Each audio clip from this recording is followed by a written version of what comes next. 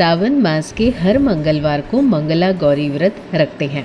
इस बार सावन में कुल 4 मंगला गौरी व्रत पड़ रहे हैं। इस दिन माँ गौरी के साथ भगवान शंकर और गणेश जी की पूजा का भी विधान है। मान्यता है कि सुहागिन महिलाएं अखंड सौभाग्य और पति की लंबी आयु के लिए व्रत करती हैं। वहीं धार्मिक मान्यता है कि सावन में मंगला गौरी का व्रत रखने से अखंड सौभाग्य की प्राप्ति होती है। तो वहीं जिन कन्याओं का विवाह नहीं हो पा रहा या जिनके विवाह में बाधाएं आ रही हैं, उनके लिए भी ये व्रत अत्यंत फलदायी है। ध्यान रहे, इस व्रत को अगर आप शुरू करती हैं तो इसे सावन के हर मंगलवार को रखना होगा। आप चाहें तो 16 मंगला गौरी व्रत भी कर सकती हैं, जिसकी शुरुआत सावन के पहले मंगला गौरी व्रत से होगी। वहीं इस व्रत की शुरुआत करने के बाद 5 सालों तक लगातार इस व्रत को करना चाहिए। उसके बाद आप उद्यापन कर सकती हैं। अब बात करते हैं पहला मंगला गौरी व्रत की। इस साल सावन का पहला मंगला गौरी व्रत 4 अगस्त 2026 को पड़ रहा है। इसी दिन सर्वार्थ सिद्धि योग और रवि योग के साथ साथ अमृत सिद्धि योग भी बनेगा। ये सभी योग 4 अगस्त की रात 9:54 से शुरू होकर अगले दिन 5 अगस्त की सुबह 5:45 तक रहेगा। 4 अगस्त को धृति योग सुबह से लेकर शाम 7:33 तक रहेगा। शूल योग भी शुरू होगा। 4 अगस्त को रेवती नक्षत्र सुबह से लेकर रात 9:54 तक है।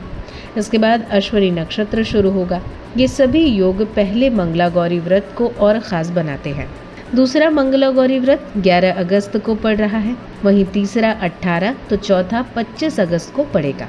अब बात करते हैं पहले मंगला गौरी व्रत की पूजा कब करें। पूजा का शुभ समय ब्रह्म मुहूर्त में सुबह 4:20 से 5:02 तक, अभिजीत मुहूर्त में दोपहर 12 बजे से 12:54 तक, सामान्य पूजा का समय सुबह 9:06 से दोपहर 2:08 तक। जो लोग प्रदोष काल में पूजा करते हैं वो शाम को 7:10 के बाद पूजा शुरू कर सकते हैं। इस दिन भद्रा और पंचक भी रहेगा। ऐसे में भद्रा 4 अगस्त को रात 10:03 से शुरू होकर 5 अगस्त को सुबह 5:45 तक रहेगी।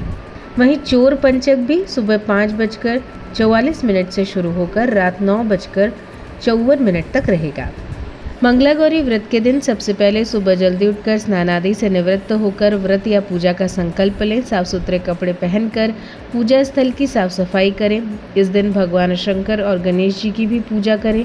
ऐसे में माता पार्वती की प्रतिमा स्थापित करें या उनकी तस्वीर को रखें। पूजा अर्चना के समय माता पार्वती को लाल वस्त्र, लाल फूल, सिंदूर, कुमकुम, अक्षत और सुहाग की सामग्री अर्पित करें। फिर उन्हें फल और मिठाई का भोग लगाएं, उनकी आरती उतारें। घर परिवार की खुशियां और वैवाहिक जीवन में खुशहाली की प्रार्थना करें। फिलहाल इस वीडियो में इतना ही। वीडियो को लाइक और शेयर करें, साथ ही चैनल को सब्सक्राइब करना ना भूलें।